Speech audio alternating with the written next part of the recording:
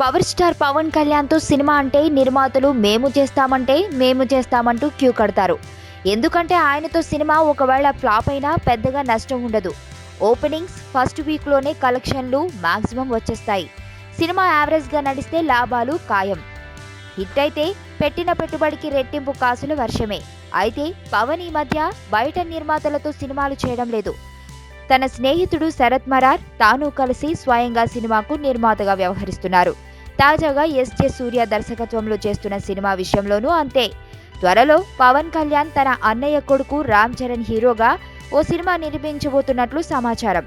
పవన్ కళ్యాణ్కు అత్యంత సన్నిహితుడిగా ఉండే దర్శకుడు త్రివిక్రమ్ ఇటీవల 2 కథలను పవన్ కళ్యాణ్ వద్దకు పంపగా ఆయనకు బాగా నచ్చాయని తెలుస్తోంది.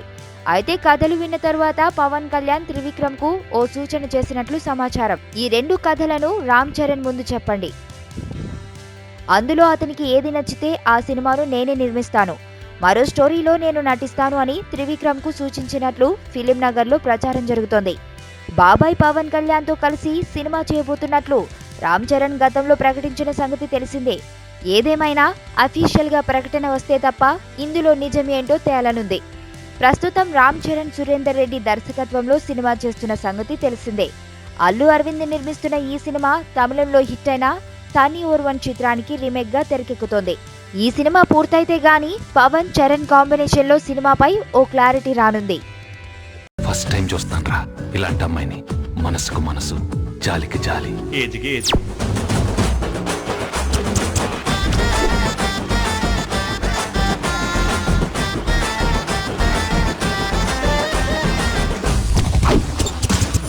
మదర్ తెరిసాయే మళ్ళీ పుట్టి పోలీస్ అయితే ఎలా ఉంటుందో అదే మా ఏసీపీ కృష్ణ.